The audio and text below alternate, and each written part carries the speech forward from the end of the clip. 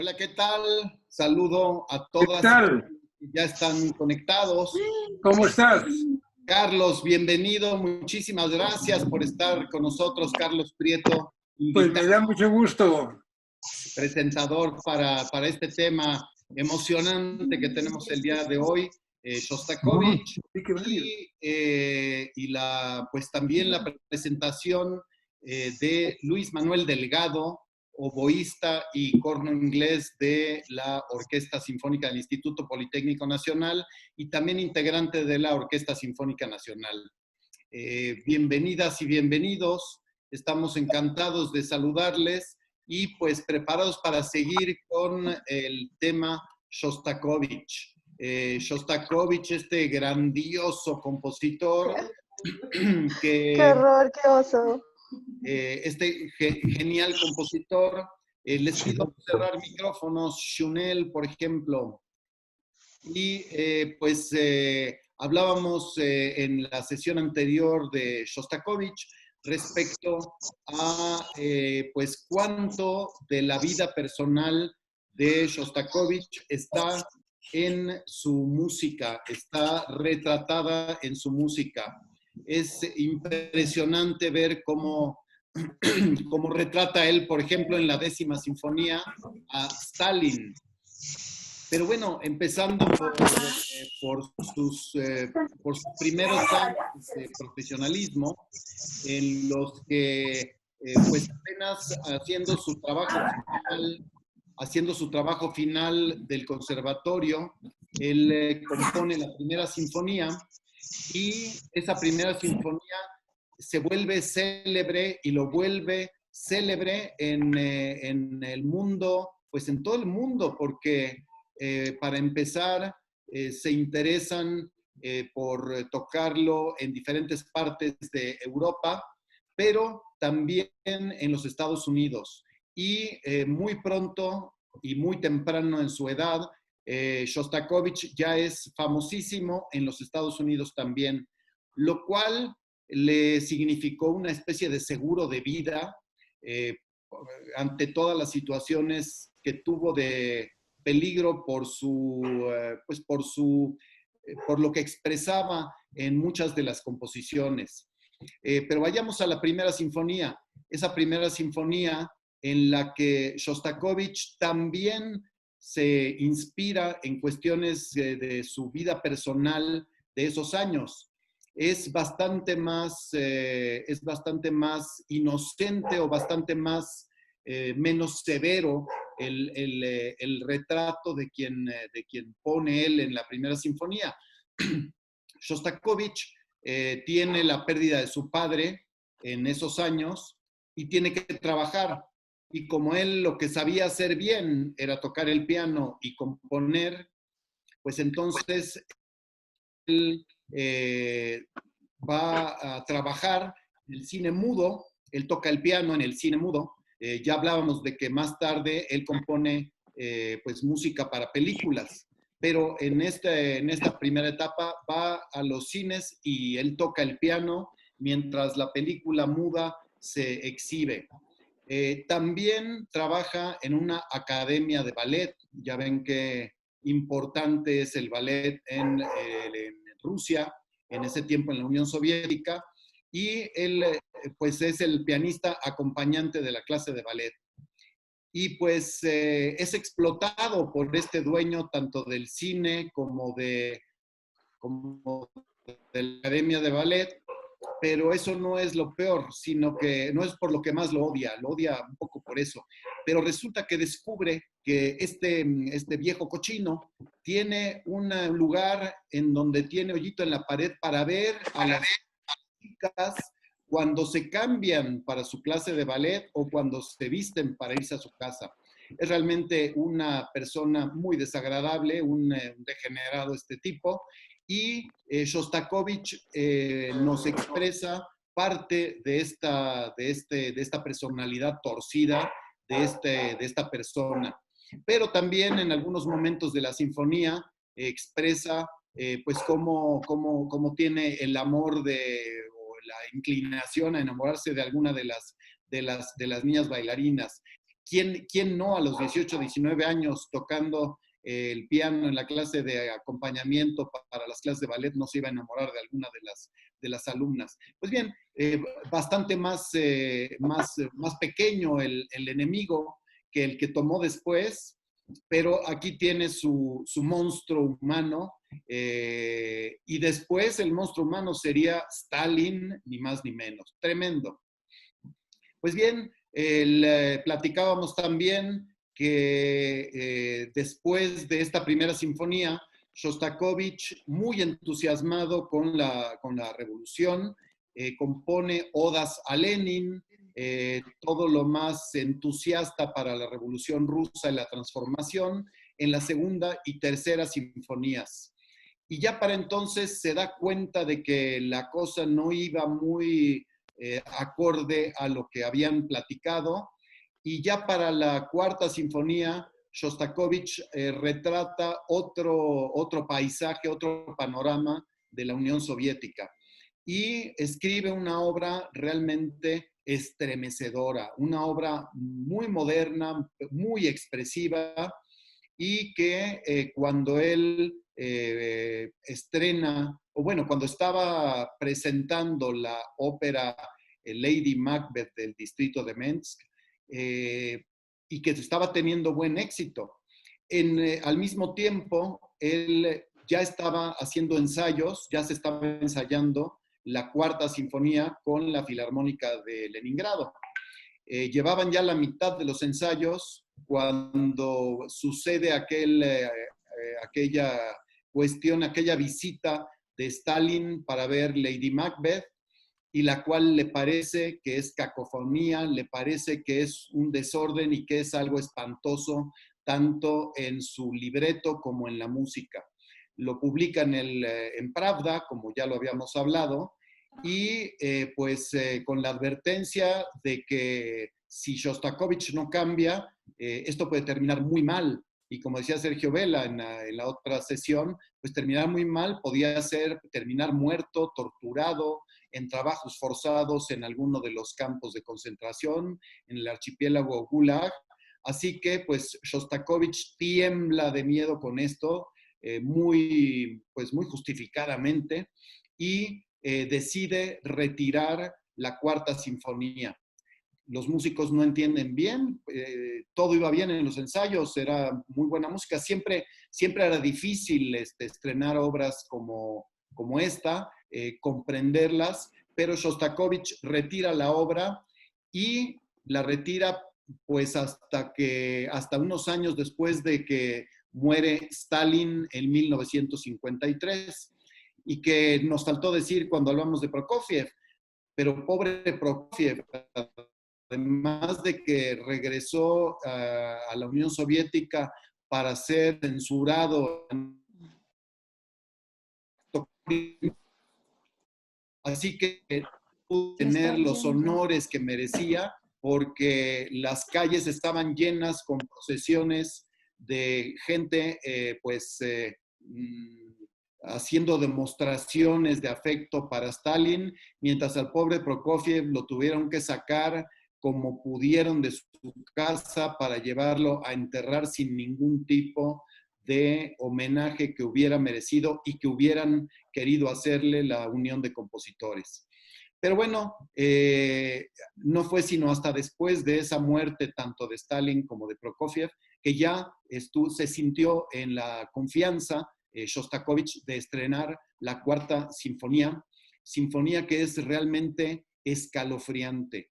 Es un portento de obra, una maravilla de obra, y que pues espero que tengamos la oportunidad en algún momento con la Sinfónica del Politécnico Nacional. No creo que sea el año próximo, pasará un tiempito cuando ya estemos todos vacunados y podamos volver a juntarnos a 30 centímetros unos de otros, que podamos tocar una obra de este estilo. Pero realmente es una obra maravillosa. Y como también hablábamos, después de esto escribe Shostakovich la quinta sinfonía, que publica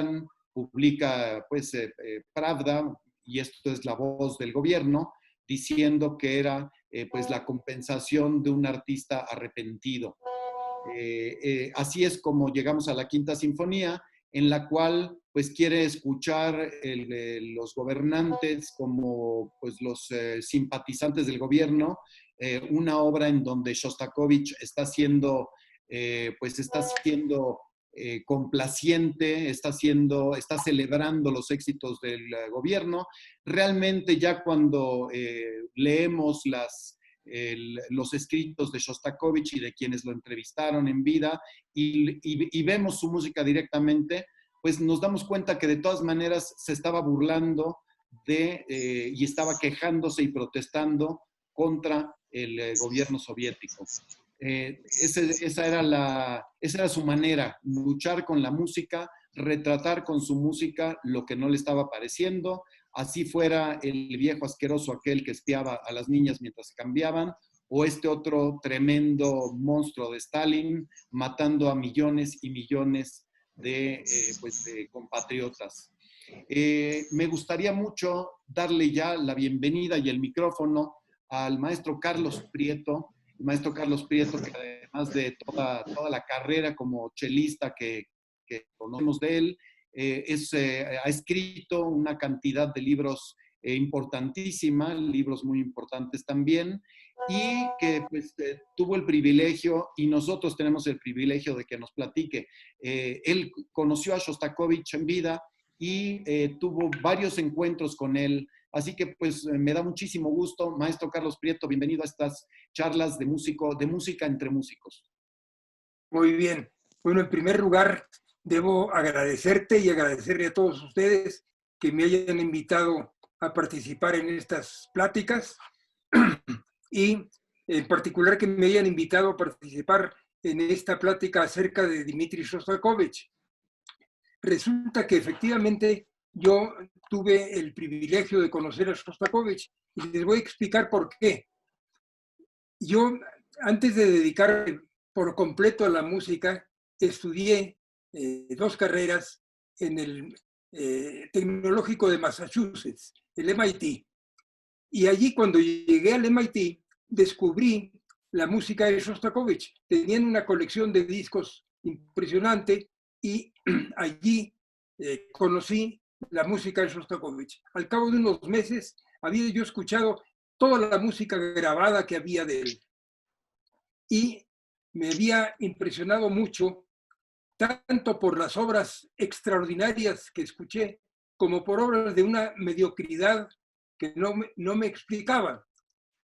Me interesó tanto la figura de Shostakovich que por esa razón tomé todos los cursos de ruso que había en el MIT. Tomé varios años de ruso en el Tecnológico de Massachusetts, incluyendo un año de ruso científico, materia que jamás me sirvió para nada. Pero en fin, por esa razón aprendí el ruso. Y regresé en México, terminé mis carreras en el MIT en 1959 y regresé a trabajar a Monterrey. Y llevaba yo un mes o 2 trabajando allí cuando supe. ¿Se está escuchando bien? Rodolfo, sí, ya cerraron el micrófono. Gracias, Rodolfo. Llevaba yo poco tiempo trabajando en Monterrey cuando me enteré que venía el segundo de Khrushchev, que era el primer ministro y el secretario del Partido Comunista. El segundo era Anastas Ivanovich Mikoyan, un armenio muy listo. Y con la misión de Mikoyan a México venían varios músicos muy destacados, entre ellos Shostakovich. Y entonces yo vine de Monterrey al primer concierto que se dio con la Sinfónica Nacional, dirigida por un gran director ruso, Alexander Gauck, y allí se tocó la Quinta Sinfonía de Shostakovich. Yo fui al concierto y durante el intermedio fui a saludar a Shostakovich, naturalmente en ruso, y estuve platicando con él yo creo que 30 o 40 segundos, porque en ese momento un grupo de guardaespaldas rusos de Shostakovich me impidieron seguir conversando con él. Ese fue mi primer contacto con Shostakovich. En ese mismo viaje de Anastas Ivanovich Mikoyan a México, después de los conciertos de México, la misión de Mikoyan, ya sin los músicos, se fue a Monterrey. Y yo, como dije, viví en Monterrey.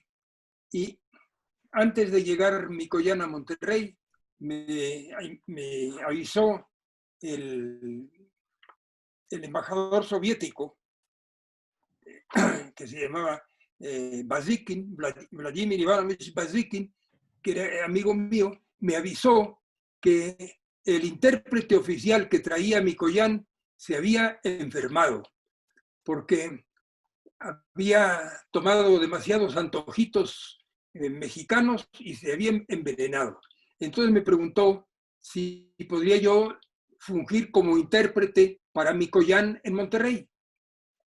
Yo acepté con mucho gusto y acompañé a Mikoyan durante un par de horas, visitando empresas, visitando ejidos, y cuando terminó la visita iba yo con Mikoyan en un coche soviético y con el embajador soviético, Bazikin, íbamos los tres, y Mikoyan estaba muy sorprendido que un joven ingeniero, porque eso era yo entonces, joven e ingeniero, estaba muy sorprendido que un joven ingeniero mexicano hablara ruso y me dijo, ¿y a usted no le interesaría ir a estudiar a la Unión Soviética? Le dije, pues me interesaría muchísimo. ¿Y dónde le interesaría estudiar? Pues, si se puede, en la Universidad Lomonosov de Moscú. Y le dijo al embajador Bazikin, le encargo que organice usted todo para que se pueda ir nuestro amigo Prieto a estudiar a Moscú. Viniendo las instrucciones del número 2 del gobierno soviético, el número 1 era Khrushchev, yo supuse que en cuestión de semanas o meses me podría ir y conseguir los permisos del caso en la empresa en donde estaba, pero empezó a pasar el tiempo, empezaron a pasar los meses, pasó un año, ya me olvidé de este asunto, pasaron 2 años y cuando habían pasado 2 años y medio, me llamó, me mandó un telegrama urgente el embajador Bazikin diciéndome que ya estaba todo arreglado para que me fuera yo a estudiar a Moscú, a la Universidad Lomonosov de Moscú. Fui a México, de Monterrey, y me presenté en la embajada y me recibieron muy bien. Me dijeron que estaba todo arreglado, incluyendo una beca para estudiar en la universidad, porque en aquellos momentos no se podía ir a Rusia sin beca. Me habían dado una beca para estudiar en la Universidad de Moscú y así me fui a Moscú.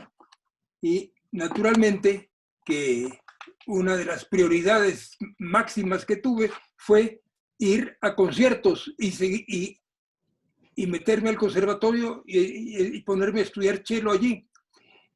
Bueno, allí tuve la oportunidad de conocer un poco más a Dmitri Shostakovich. Cuando se daban conciertos de obras de él, iba yo sin falla a los teatros donde se daban las obras y pude conversar en distintas ocasiones con Shostakovich y entablar una cierta amistad. Una cierta amistad limitada por la policía soviética que nunca me dejaba conversar durante mucho tiempo con él, pero sí llegamos a tener una cierta amistad. Bueno, regresé yo a México y no quiero seguir ya con cosas autobiográficas. Les voy a hablar un poco sobre las obras que conocí de Shostakovich. Shostakovich fue un hombre que tuvo una fecundidad musical extraordinaria. Compuso su último opus, es opus 147, una sonata para viola y cello. Pero compuso 15 sinfonías. Ya Enrique nos ha estado hablando sobre algunas de ellas. Compuso 15 sinfonías, 15 cuartetos de cuerda, 6 conciertos para instrumentos solistas y orquesta, que son 2 conciertos para cello y orquesta, 2 conciertos para violín y 2 conciertos para piano. Compuso 5 sonatas, una para cello y piano, otra para violín y piano, 2 para piano solo, y la última obra, una obra para viola y piano.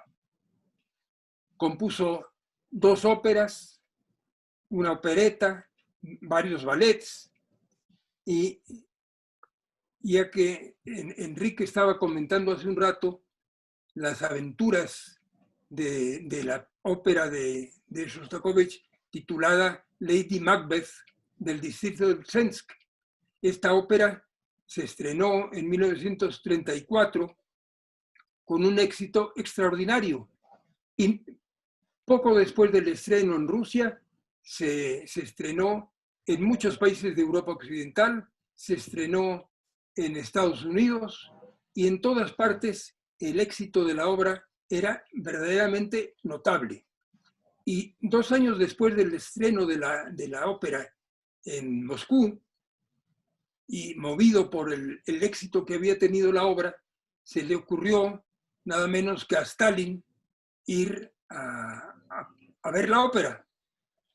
Y le avisaron a Shostakovich que fuera también al teatro, porque iba a ir Stalin y seguramente al terminar la ópera lo convocaría para felicitarlo o para hablar con él. Y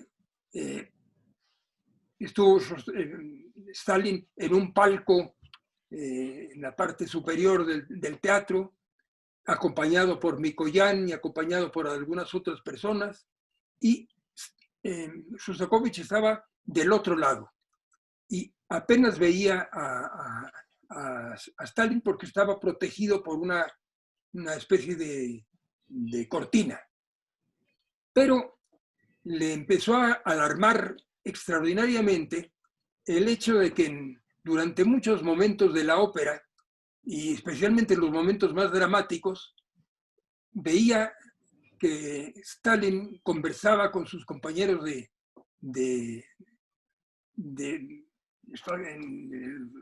en donde estaba, y se burlaba, era obvio que se estaba burlando de la ópera. Entonces empezó a preocuparse Shostakovich, y el director del teatro le dijo: no te preocupes, te va a llamar Shostakovich, te va a llamar Stalin al terminar la obra para felicitarte. Esto no ocurrió, no ocurrió. Stalin siguió burlándose de la ópera y Shostakovich salió de allí altamente preocupado. A los cuantos días de esto salió un editorial en el periódico Pravda, el periódico más importante de la Unión Soviética. Era un editorial en donde hablaban malísimamente mal acerca de la ópera. Y el editorial terminaba diciendo: si Shostakovich persiste en componer este tipo de obras, va a terminar muy mal. Pronto, a los 2 o 3 días, se enteró Shostakovich que el autor del editorial había sido nada menos que Stalin. Y esto pues indicaba que el futuro se antojaba muy negro, porque lo podían mandar, como ya comentó Enrique, a Siberia, o que podía tener castigos muy grandes, pero el castigo fue que prácticamente todas sus obras quedaron prohibidas.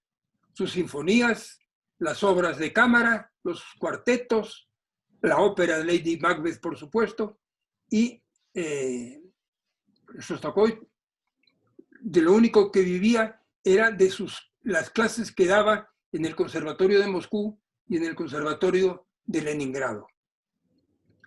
Bueno, no quiero seguir conversando mucho más acerca de esto, pero sí quisiera decir que entre las obras más destacadas de Shostakovich están sus 15 cuartetos, compuso 15 sinfonías y además 15 cuartetos de cuerda. Están su obra de cámara, pero lo que llama mucho la atención es que también compuso alrededor de 50 obras para el cine, música para cine. Primero, como dijo Enrique, Shostakovich lo invitaban a tocar para el cine mudo, pero cuando el cine ya no fue mudo, lo invitaron a componer la música para incontables películas. Cuando murió Stalin, bueno, debo decir que tuvo otro momento dramático, Shostakovich, que fue cuando se estrenó, terminada la Segunda Guerra Mundial, se estrenó la Novena Sinfonía de Shostakovich. Stalin esperaba que la Novena Sinfonía de Shostakovich fuera una especie de novena sinfonía como la de Beethoven, una obra que terminara con un coro triunfal acerca de la victoria de la Unión Soviética sobre el nazismo, pero se encontró Stalin con que la Novena Sinfonía es una obra muy superficial, es una obra más bien inspirada, según dijo el propio Shostakovich, inspirada por Haydn, una obra superficial, muy, muy bien compuesta, pero se estrenó esa obra y al poco tiempo fue enormemente criticada por la influencia de Stalin. Y en 1948, 3 años después del estreno de la Novena Sinfonía, otra vez quedaron prohibidas las principales obras de Shostakovich. Y no fue sino en 1953, cuando murió Stalin, cuando empezaron otra vez a tocarse las obras de Shostakovich y cuando Shostakovich se sintió en cierta libertad para componer obras como, por ejemplo, la 10ª Sinfonía, que es una sinfonía que empezó a componer todavía durante la vida de Stalin, pero sin estrenarse, sin atreverse a estrenarla. Y bueno, no quiero seguir conversando porque estoy acaparando demasiado el micrófono, pero estas son algunas de las cosas que quería yo conversar acerca de Shostakovich. Yo, como dije, tuve la fortuna de conocerlo y he tenido la fortuna de tocar todas las obras que compuso para cello, la sonata para cello, los conciertos para cello, e inclusive la última obra, la sonata Opus 147 para viola y piano, yo la transcribí para cello y piano. Es una obra que no es complicada transcribirla para cello y tuve la oportunidad de grabarla. Hay un disco mío en donde está grabada la sonata para cello y piano y la sonata para viola y piano transcrita para cello. Las toqué no solamente en México, sino en muchos países, incluyendo Rusia. Y bueno, he tocado también muchos de los cuartetos de Shostakovich y mi afición y mi admiración por Shostakovich no han hecho sino crecer a medida que ha ido pasando el tiempo. No acaparo más el micrófono. No, ahora te vamos a hacer preguntas, Carlos. Bueno. Nos da muchísimo gusto tener aquí con nosotros a alguien que en línea directa conoció a Shostakovich, habló con él y pues es importantísimo. El tiempo que tú pasaste en la Unión Soviética, nos hablas de pues de la protección o el aislamiento que le daban los agentes de la KGB, que lo cuidaban o que lo Sí. aislaban, ¿no? Sí, efectivamente, efectivamente. Por eso las conversaciones que tenía yo con él, que generalmente eran en el teatro, eran conversaciones que no duraban más de 2 o 3 minutos.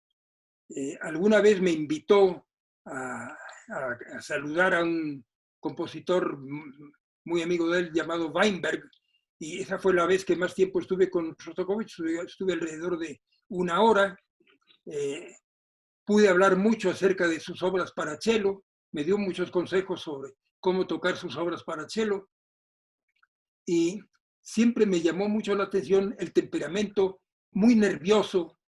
Se veía que era un hombre que había sufrido mucho, puesto que en 2 ocasiones estuvo a punto de que lo mandaran a Siberia, y quién sabe qué hubiera ocurrido con él.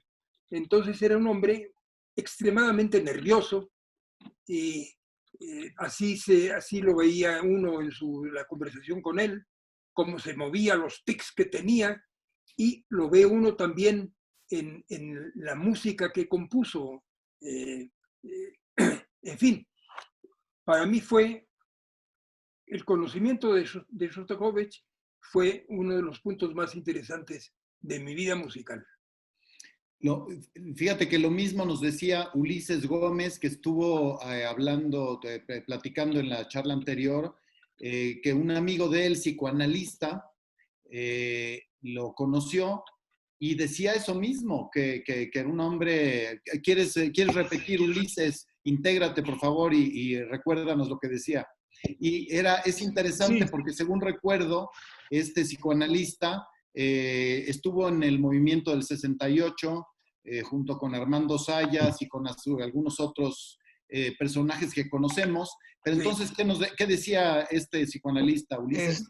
Bueno, el psicoanalista es Fausto Trejo, que era pues, líder del 68, y efectivamente, como dice el maestro, lo había conocido aquí en un concierto, nomás que él en aquel entonces pertenecía al Partido Comunista, junto con el maestro Sayas, Pepe Revueltas y todos ellos, y efectivamente fue a Rusia, nomás que él sí le dieron chance, porque pues como pertenecía al Partido Comunista, sí le dieron chance de conocerlo un poquito más, pero vaya, pues la cuestión de que él era psiquiatra, le decía él que, pues como dice el maestro, tenía muchos tics, pero sí que tenía cosas mentales así muy, muy graves, ¿no?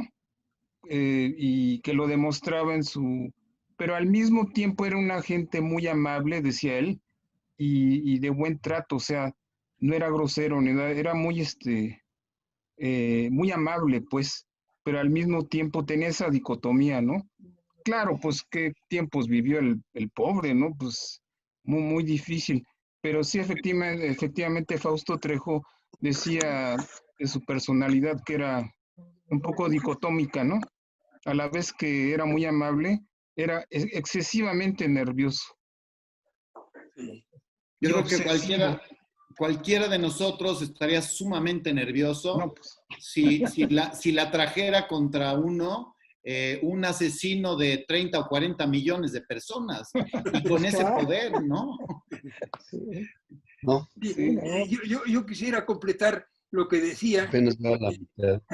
y para decir que a mí también siempre, en todas las veces que tuve el privilegio de platicar con él y de reunirme con él, siempre me llamó la atención su amabilidad, al mismo tiempo su extremado nerviosismo, pero también su gran amabilidad. Era un hombre muy, muy cordial, y máxime que hablaba con un gran admirador de su obra, y que yo le preguntaba cosas acerca de muchas de sus obras, pues él le gustaba mucho y siempre contestaba con una gran amabilidad, pero con un gran nerviosismo al mismo tiempo.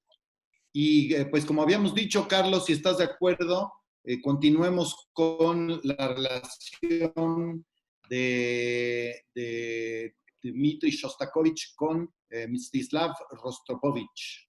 Sí, cómo no. Sí. Bueno. Y nada más recordar a las compañeras y compañeros silenciar el micrófono para que no se mezclen las conversaciones. No se ve aquí. ¿Me oyes bien? Te escucho bien y claro. Bueno, pues mira, la relación la relación que tuve con Rostropovich fue para mí interesantísima. Creo que ya no se oye. ¿Ya no se oye? Se oye muy bien, Carlos. Bueno. No lo conocí mientras estuve yo en la Unión Soviética. Yo estuve primero como estudiante en 1962 y luego fui muy frecuentemente a dar conciertos por pues prácticamente toda la Unión Soviética, por todos los países que integraban la enorme Unión Soviética, que la formaban 15 repúblicas, de las cuales la mayor era la República Rusa. Nunca tuve yo la fortuna de escuchar a Rostropovich en Rusia, pero lo conocí la primera vez que vino a México y nos hicimos bastante amigos, y recuerdo que en una ocasión, después de un concierto que dio, lo fui a ver y me dijo, Carlos, me gustaría mucho que me acompañaras a una recepción que me van a dar en la embajada soviética.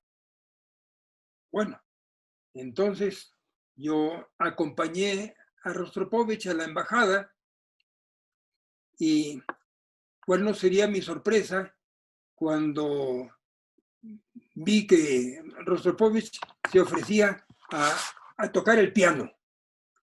Y yo sabía que tocaba muy bien el piano, pero la sorpresa fue que primero tocó el piano en una posición normal. Después se puso de espaldas al piano y estuvo tocando obras pues fáciles, pero muy bien. Y finalmente, como ya había bebido bastante vodka Rostropovich, que era un defecto que tenía, se puso debajo del piano y con las manos se puso de tal manera que pudiera alcanzar las teclas del piano, y ahí estuvo tocando también algunas obras. Como pueden ver, era un hombre bastante que se salía de lo común. Y yo me hice bastante amigo de él aquí en México. En alguna ocasión vino a almorzar a mi casa, y después de esto lo vi con frecuencia en Estados Unidos, lo vi en Alemania también en la ocasión de unos conciertos que dio. Y como estábamos hablando de Shostakovich hace un rato, debo decir que Rostropovich naturalmente tuvo una íntima relación con Shostakovich, y en 1959 lo invitó una vez Shostakovich a su casa y le dijo que tenía ahí una obra que le quería dedicar, que es su primer concierto para cello y orquesta. Y dijo, aquí te lo dejo. Y al cabo de unos días se presentó la oportunidad de estrenar el concierto Opus 107 con la orquesta de Leningrado, y fue a los ensayos Shostakovich y le dijo, mira, aquí tienes un atril para que leas la música. Habían pasado quizá 3 o 4 días después de que le entregara la obra el autor. Y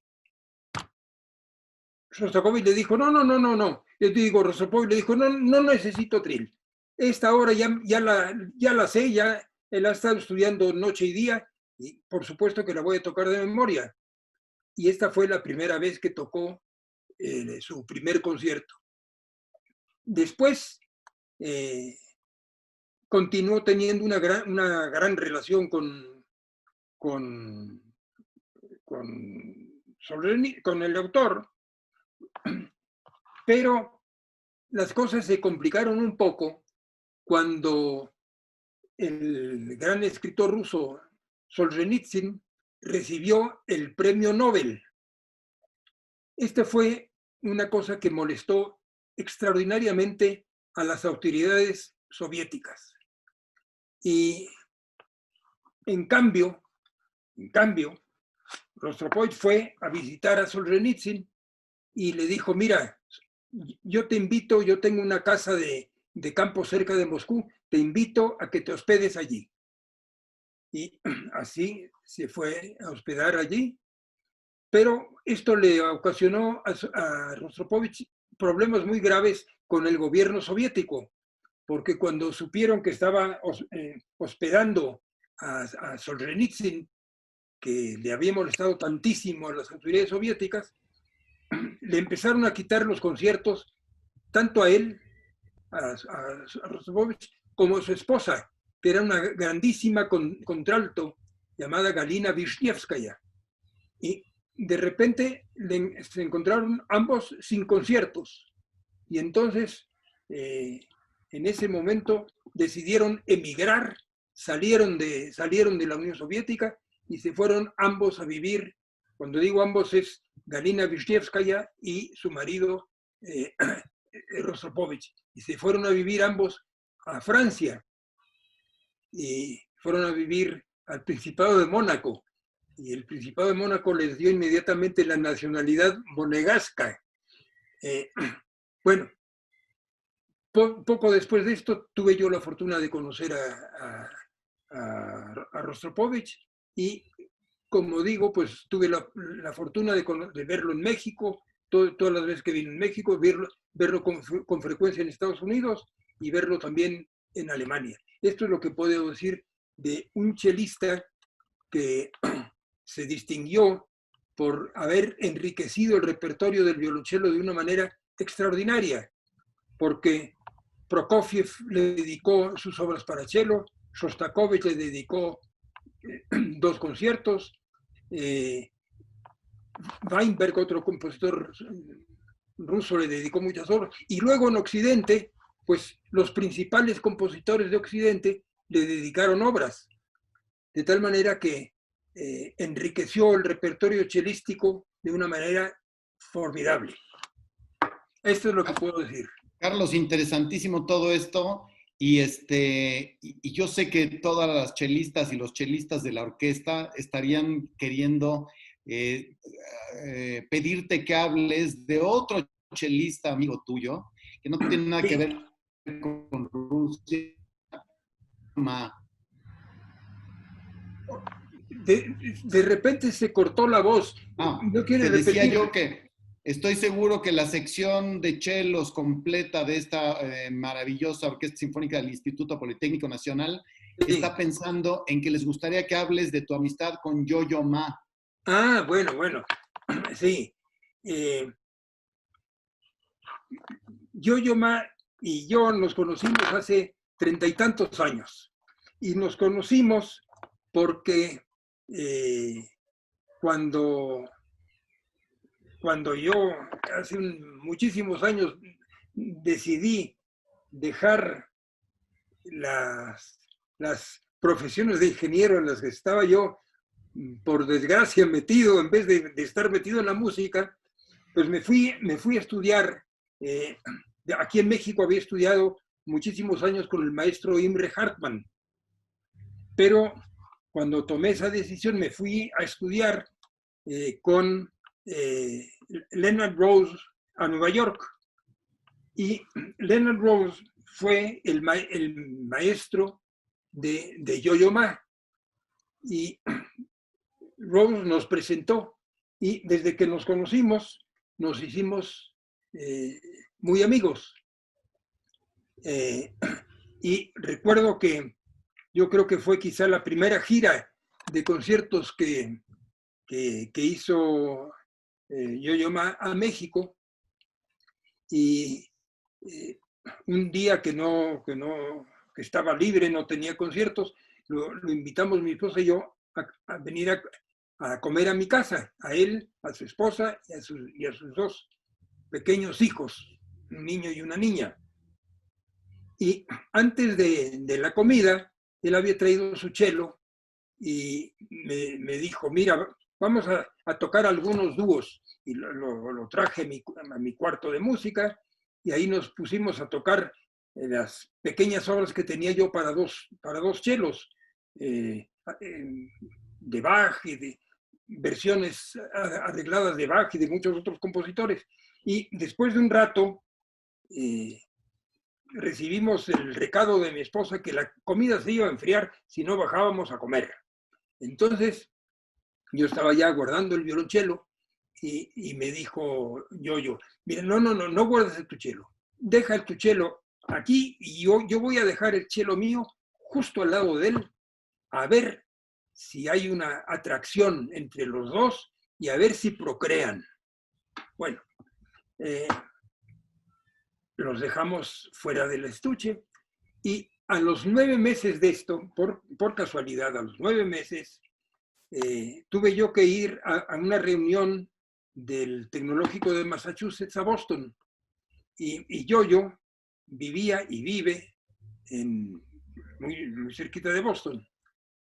Actualmente vive en Cambridge. Y pues me invitó a comer a su casa. Y lo primero que me preguntó Yo-Yo es que qué había pasado, si los dos chelos habían tenido algún romance y si habían procreado. Cuando yo le dije, bueno, ¿cómo piensas tales cosas? Por supuesto que no pasó nada. Y me dijo, bueno, pero sí tiene que pasar algo.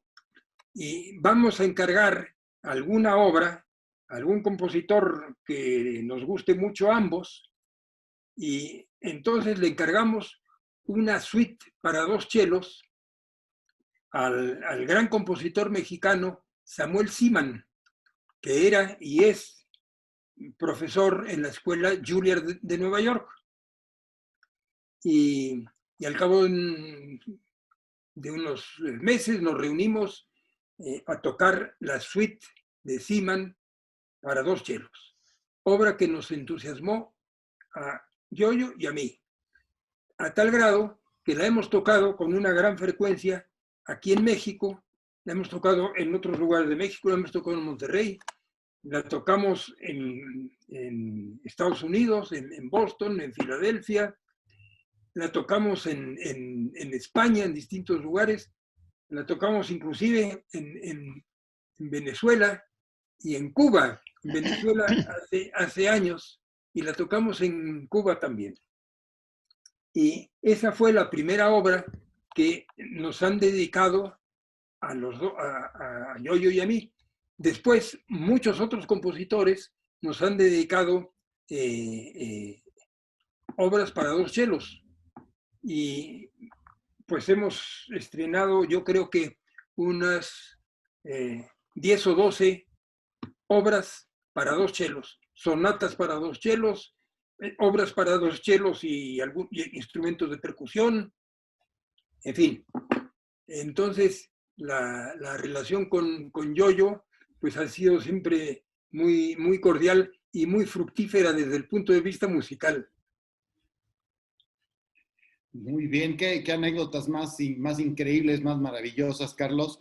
Y mi experiencia con Yo-Yo Ma viene de un viaje, de un plan conjunto que hicimos hace unos años, la Orquesta Sinfónica Juvenil Carlos Chávez y la Sinfónica de Chicago, con Ricardo Muti, que fue mi maestro por un corto periodo Sí. en mi juventud.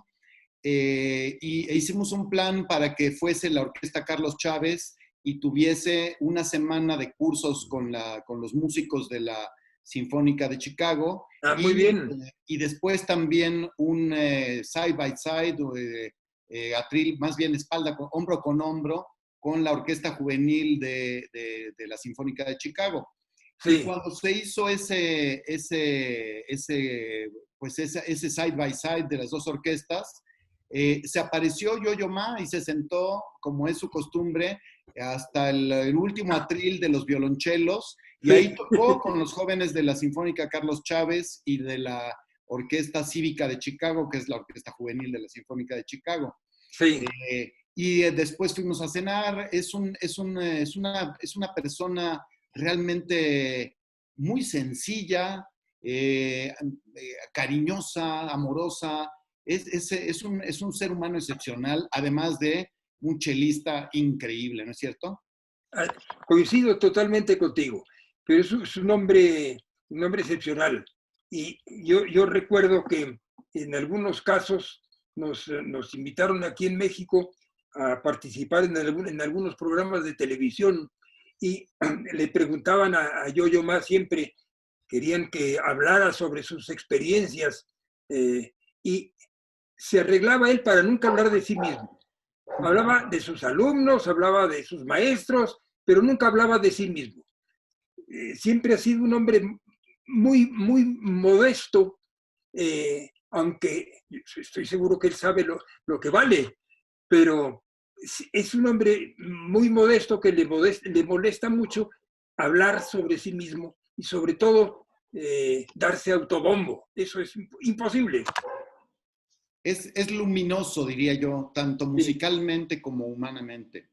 Así es, así es. Carlos, pues ¿qué experiencias más maravillosas nos has compartido? Te damos un aplauso muy sincero. Muchas gracias. Y te agradecemos enormemente compartir con nosotros todas estas experiencias y todas estas historias maravillosas que tanto nos enriquecen. Muchísimas gracias. Pues mira, de veras de corazón. Les voy a enviar por allí un video en que aparecemos Yo-Yo Ma y yo, y aparecemos tocando un movimiento de la suite de Schumann y una obra de otro compositor mexicano que vive en Boston, que se llama José Elizondo. Y nos dedicó una obra para 2 chelos y les voy a enviar un video en donde aparecen estas 2 obras. Muchísimas gracias. Vamos a compartirlo con muchísimo gusto, Carlos. Y son herencias que nos van quedando. Juan Arturo Brennan hace un par de sesiones nos mandó un video de la escena de la Guerra del Hielo de Alexander Nevsky de Prokofiev. Sí. Tú nos vas a mandar esto. Yo estoy a punto de mandarles a todos los integrantes el enlace para poder ver la película Las Sinfonías de la Guerra, Shostakovich contra Stalin, que es una joya realmente. Sí. Y pues bueno, una vez más aplaudirte, agradecerte todo esto que compartes con nosotros. Muchísimas gracias. Muchas gracias. Y ahora continuamos, Carlos, con algo un poco inesperado, que es Rossini y Shostakovich. Pero hay varias cosas que hay que destacar. Número 1, que en la Sinfonía número 15 cita Shostakovich el tema de Guillermo Tell de Rossini. Pero hay otra cosa que me gustaría mucho pues, poner sobre la mesa, que es cuándo empieza la música de concierto, la música académica en Rusia. Esta es una buena reflexión, porque la música del periodo clásico, realmente no encontrarán ustedes compositores del periodo clásico contemporáneos de Haydn, de Mozart, no los encontrarán. Y simplemente porque el estilo de música académica, lo que llamamos o llaman mucha gente clásica, llegó a Rusia porque Isabel I y Catalina la Grande llevaron compositores y músicos italianos a Rusia. Y ahí fue donde inició pues esta gran historia de la música rusa, de la música académica.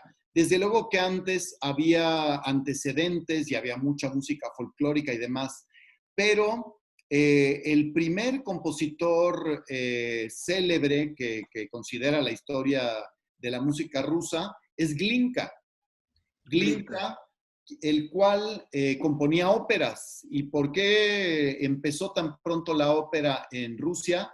Pues porque llevaron compositores italianos. Y como ustedes también saben, Italia estaba dedicada a la ópera. Casi no hay compositores, casi no hay sinfonías italianas del periodo clásico. Estaban todos dedicados a la ópera. Así que, pues si comparamos Rossini con Glinka, Rossini nació en 1792, Glinka en 1804, son casi contemporáneos. Y pues Rossini es un compositor que está anclado en el clasicismo. Le decían il tedeschino, el alemancito, le decían en Italia, porque lo oían muy mozartiano. Pero ya la música, la historia de la música estaba utilizando otro lenguaje. La vida de Rossini abarca la vida de Glinka. Glinka vivió solamente 53 años, mientras que Rossini 76. Glinka nació un poco después que Rossini y murió pues 10 años antes que Rossini. Es interesante esta reflexión porque después de Glinka inician ya todos los, bueno, más bien viven los compositores que conocemos y que tocamos y que son parte de nuestro repertorio. Pero en la historia de la música rusa difícilmente encontrarán otros compositores antes que Glinka. Y ahí la relación con Italia, porque ellos fueron los que, pues llevados por Catalina la Grande e Isabel I, enseñaron a los compositores rusos que después harían la maravilla de las maravillas de la música de concierto. Pero bueno, así es como entra Rossini en nuestra conversación y agradezco al maestro Luis Manuel Delgado que, pues que exponga lo que tiene preparado. Muchas gracias y bienvenido, Luis. ¿Qué tal? Buenas noches. Me da mucho gusto poder saludar a todos mis compañeros. Veo que están bien, me da mucho gusto. Un especial saludo al maestro Carlos Prieto. Muchas gracias por estar con nosotros. Gracias por la invitación, maestro Enrique.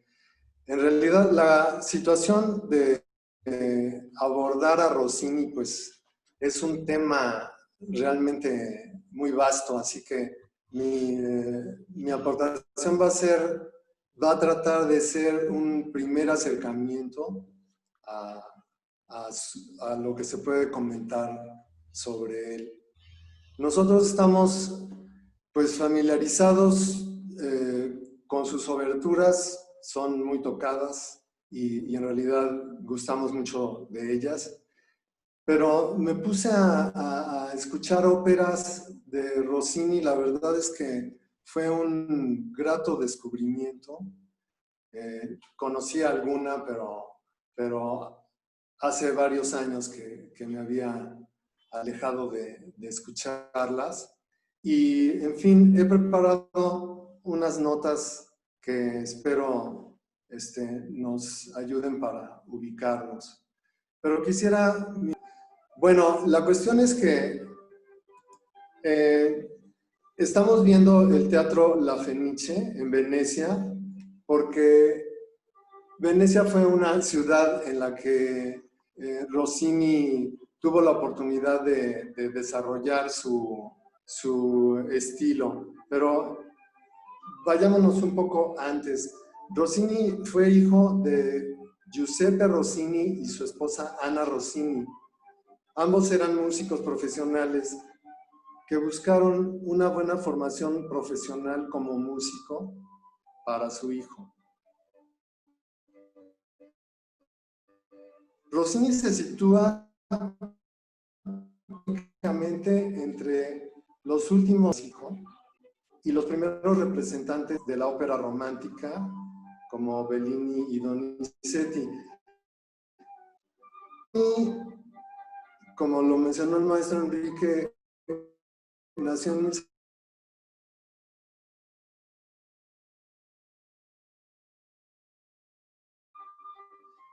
sin duda el compositor más importante de la primera mitad del siglo XIX y resulta pieza clave de la ópera del clasicismo al romanticismo. Su precocidad y velocidad en la composición, así como la audacia en su estilo personal inconfundible, lleno de recursos, su virtuosismo, creatividad y fluidez de sus obras, los seguimos disfrutando y descubriendo siglo y medio después de su muerte. Es uno de los grandes compositores que sigue llenando los teatros de ópera del mundo entero actualmente. La unión de su buena formación y enorme talento lo llevó a tener una vida de novela, desde su humilde infancia a la riqueza y a gozar de la fama más absoluta. Se describe que era burlón, hipocondríaco, mujeriego, con ciertos rasgos maníaco-depresivos y también cocinero innovador y gran comilón. Existe el misterio del por qué se alejó de la composición operística después de su última obra, Guillermo Tell, a los 37 años, sin motivo aparente y en plena creativa y éxito. Sí llegó a escribir otras obras como su Stabat Mater y su última gran composición, la Pequeña Misa Solemne, de 1863, 5 años antes de su muerte, a la que Rossini prologó de esta forma: Mi buen Dios, contempla terminada esta pobre y pequeña misa. ¿De verdad será música sagrada o meramente algo de música maldita? Lo sabes bien, nací para la ópera bufa. Poca ciencia y un poco de corazón, eso es todo. Bendito seas y espero puedas concederme el paraíso. Rossini, desde un principio, se reveló como un brillante compositor, no solo de oberturas. Su música se caracteriza por esa de sus líneas melódicas, así como por el virtuosismo técnico que muchas veces demanda para la interpretación de ella. En muchos momentos, se caracteriza también por su riqueza tímbrica, ritmos exuberantes, una estructura armónica simple con brillantes clímax y el manejo magistral del uso de las dinámicas, efectos y crescendos con los que logra un admirable manejo de las tensiones dramáticas, llamados los crescendi rossinianos, desconocidos en la Italia de su tiempo. Rossini estableció nuevos estándares para la ópera bufa y también para la ópera seria. Nos deja un legado muy importante al desarrollo de la técnica vocal e instrumental, así como al desarrollo de la orquestación en el siglo XIX, con su riqueza inventiva en el manejo de la orquesta, presente aún desde sus primeras obras.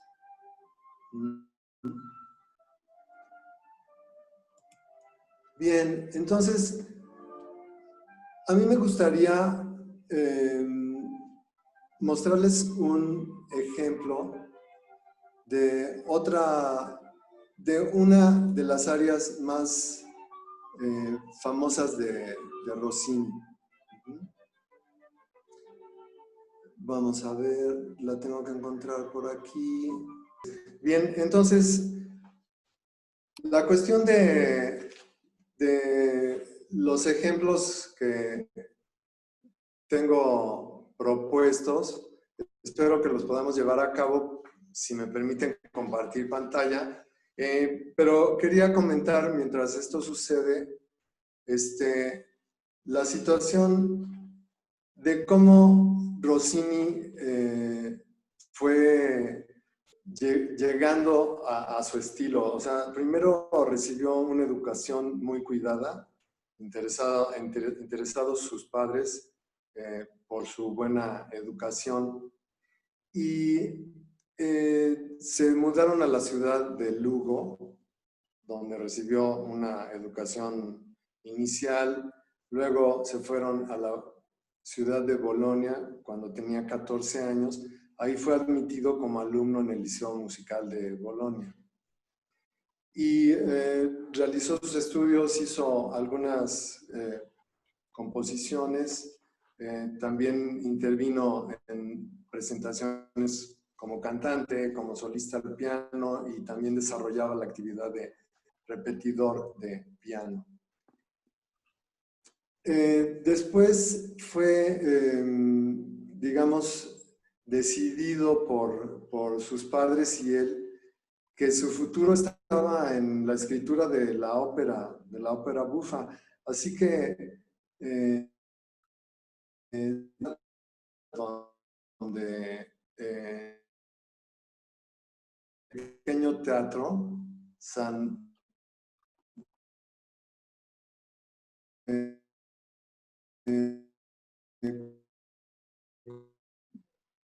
compañía y un propicio para su, digamos, entrenamiento como músico nuevo. Voy a tratar de conexión. Parte 2. Y me permite.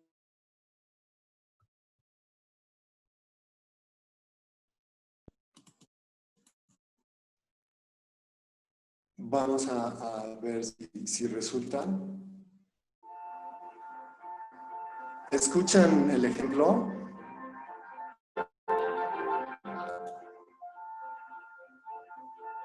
Sí, sí se escucha y al parecer ya está iniciando a compartir. Sí, ya también ya se ve. Ok, muy bien.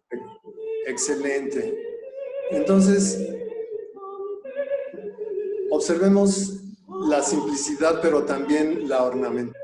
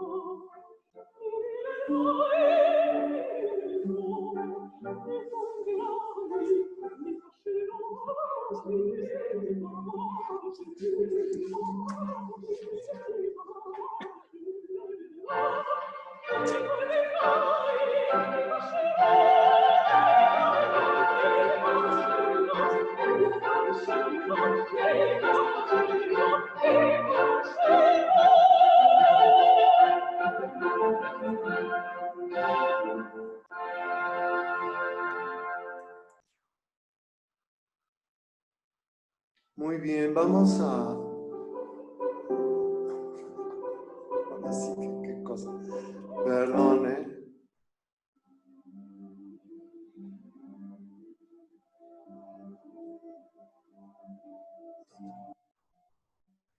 Ok, bien, vamos quiero poner un ejemplo que voy a buscar en este momento, lo tengo detectado. Ujú.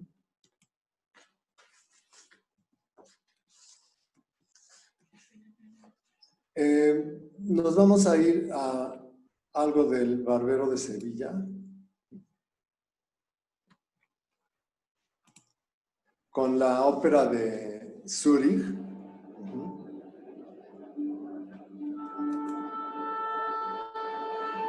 Este es el teatro de Zúrich en Suiza, la casa de ópera.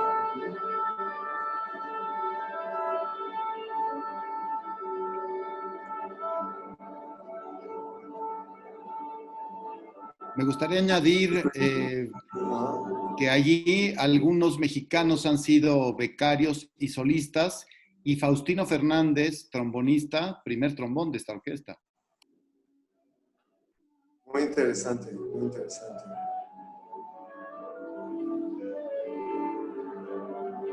Bueno, la cuestión aquí es que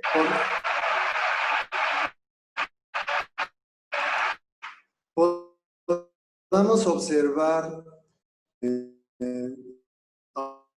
auditivamente cómo construye y cómo musical con ese recurso. Además, las líneas melódicas iniciales transparentes en la cuerda, realmente vale la pena que en la música de Rossini se encuentran los extremos de la simplicidad, complejidad técnica, ¿no? Muchos extractos de Rossini, las audiciones de alientos, y un poquito más adelante me gustaría saber la opinión de los compañeros de ejecutantes de cuerda respecto a qué les parece la escritura de Rossini para la cuerda. Para los alientos, Rossini escribe muy bien, sí, de forma virtuosa, pero de una manera muy lógica. Para la cuerda, pues vamos a escuchar alguna opinión de los compañeros de cuerda. Lo que sí me llama a incidir es en apreciar cómo en los trabajos de Rossini se va generando unos finales de movimientos y finales, en este caso de las oberturas, siempre construido desde mucho antes del final, o sea, como que lo va construyendo muy paulatinamente, y eso le da un efecto muy, pues muy interesante. Adelante.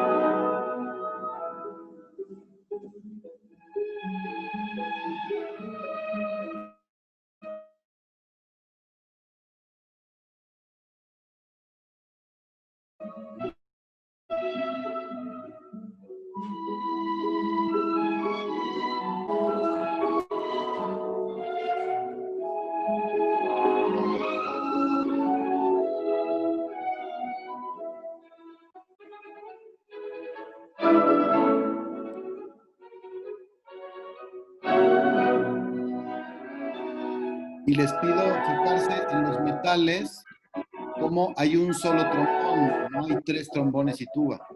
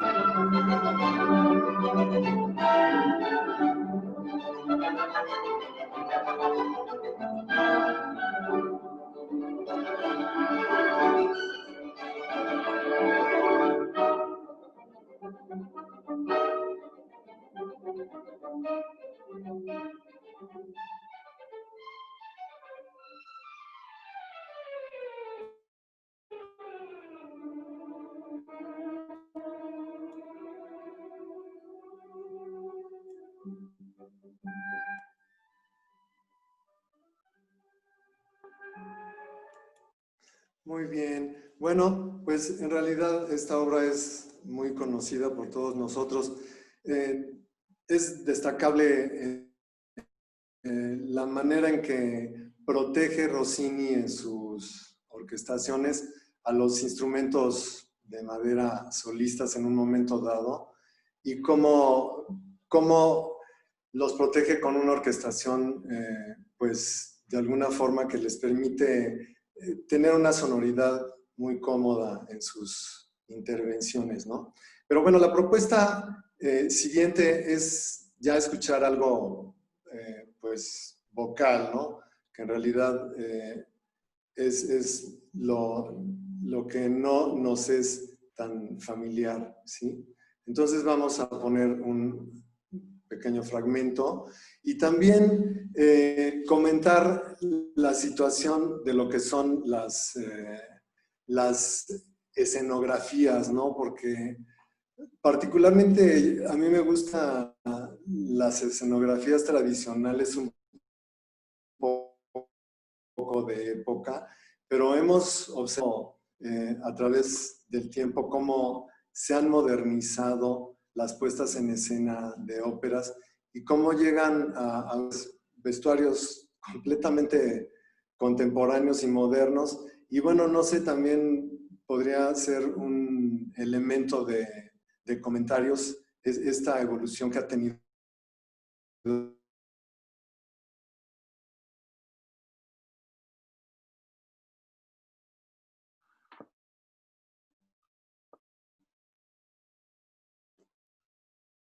Se está cargando aquí el...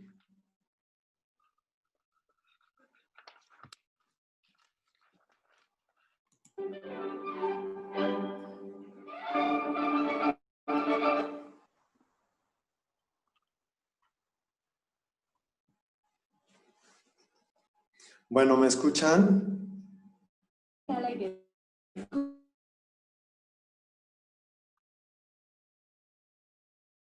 Sí, Luis, te escuchamos bien. Oye,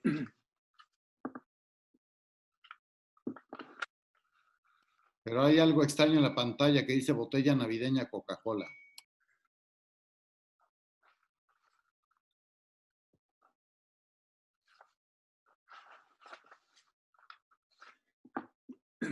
yo me tengo que retirar, son las 9 y tengo que retirarme. Lamento mucho no poder seguir Que escuchando. se logre. Bueno, es un como de que se está queriendo conectar, en fin.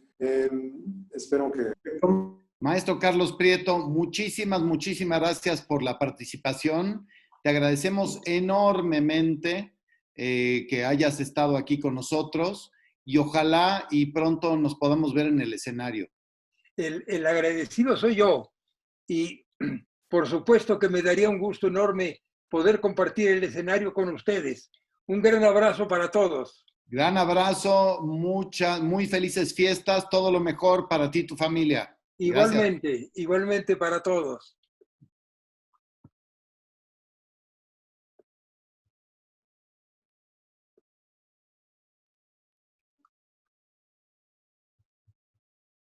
Luis, estamos contigo, Luis Delgado.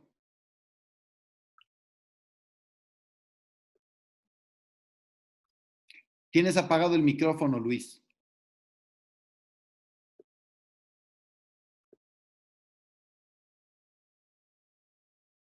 Sigue apagado tu micrófono, Luis Delgado. Abajo a la izquierda.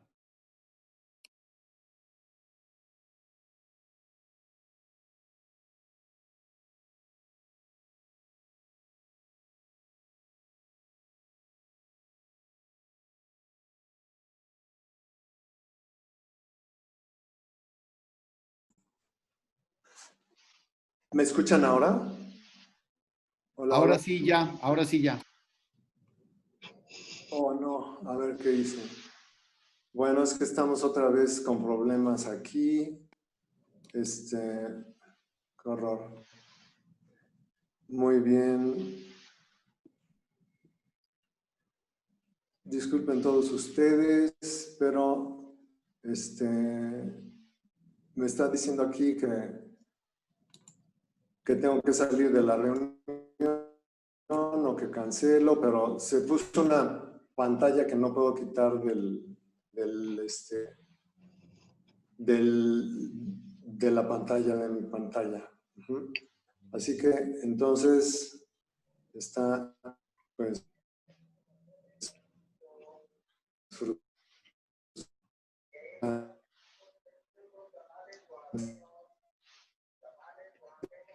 ok, mientras... Ya, por lo menos ya tenemos que cenar.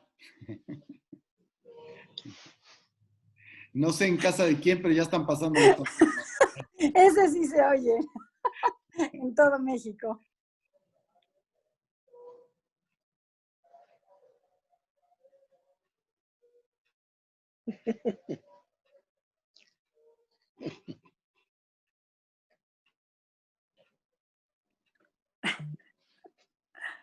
A él no le falla la tecnología. Es más sencilla, la verdad. Totalmente. Es tecnología del siglo pasado, la de los vendedores de tamales. Ya me dio hambre.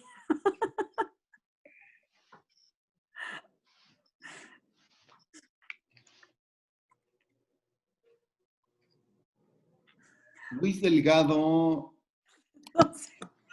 creo que desapareció de este mapa. Se fue.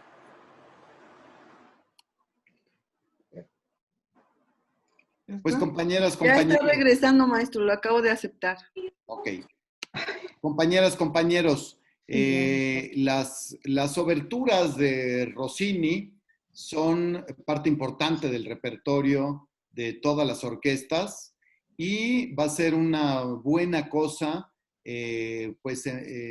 presentar en diferentes momentos las versiones más modernas, más auténticas, las de Alberto Zedda, de las oberturas con menos instrumentos y resultan ser obras pues más adecuadas por la cantidad de instrumentistas que participan en las diferentes oberturas, como son Semirámide, El Barbero de Sevilla, La Cenicienta, y todas las que ya conocemos, como La Urraca Ladrona, por ejemplo.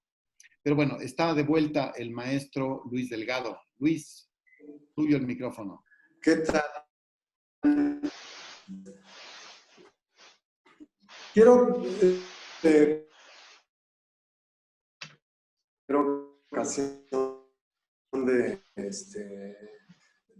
intercomentarios, que Rossini, pues, como ya sabemos, vivir de una manera muy temprana. Ajá. Y existen de por qué escribir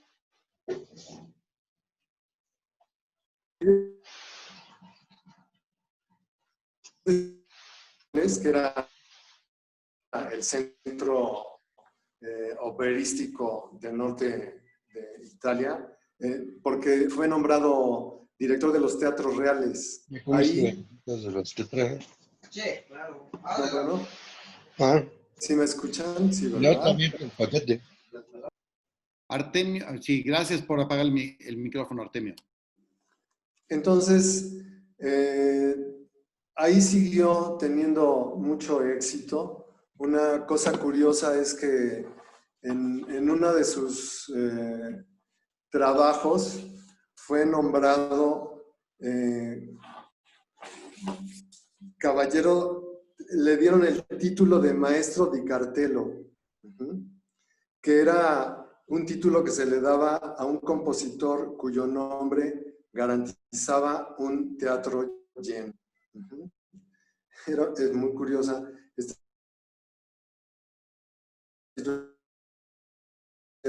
El servicio militar, cuando presentó en la Scala de Milán su comedia en 2 actos, La Piedra de Toque, que tuvo 53 funciones y un gran éxito, y lo que le trajo también un gran beneficio económico. Después, en años posteriores, fue invitado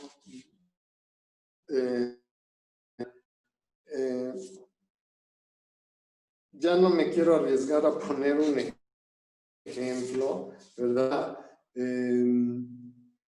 Ver si alguien quiere comentar algo relativo a sus experiencias con la música de Rossini. Y bueno, simplemente dejar el comentario de que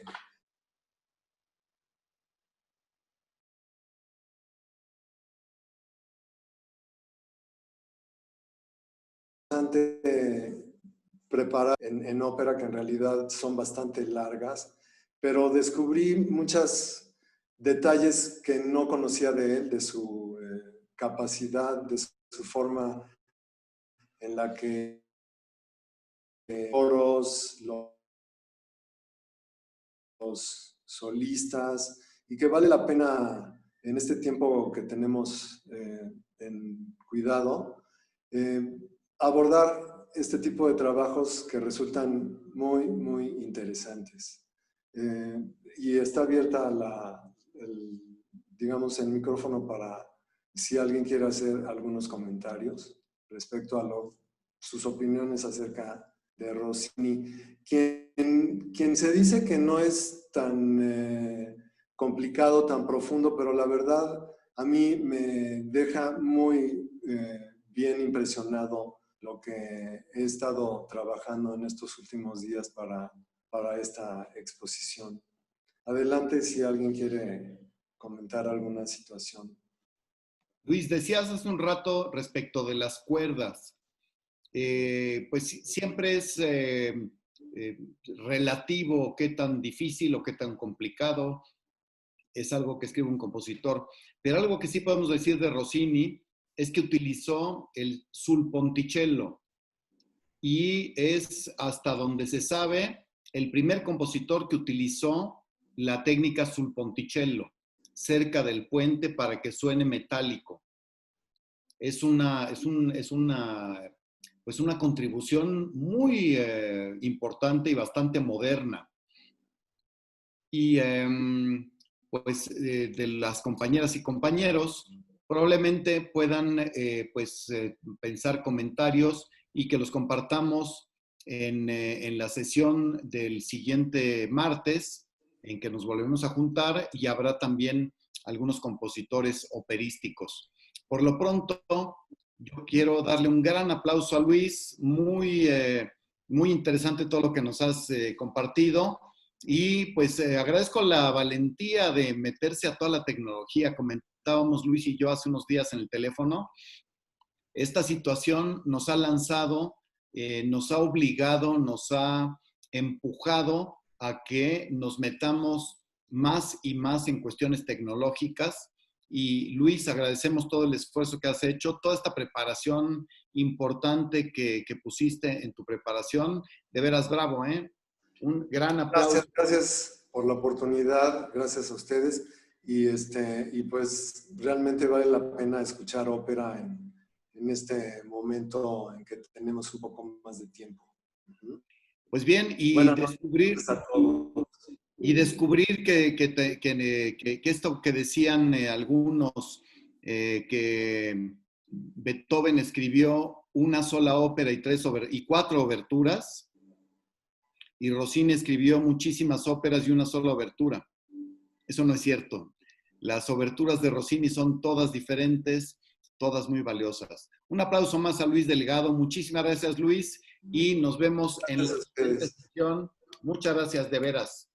Muy amable. Un abrazo a todas y todos, que sigan muy saludables, y de nada más ver los comentarios. Mira, felicidades, Luis. Bravo, maestro Luis. Gracias a todos. Gracias. Bravo, maestro Luis, y buenas noches a todos. Felicidades, saludos. Muchas gracias por los comentarios y por asistir. Que estén muy bien. Buenas noches. Buenas noches, maestros. Gracias por la ayuda.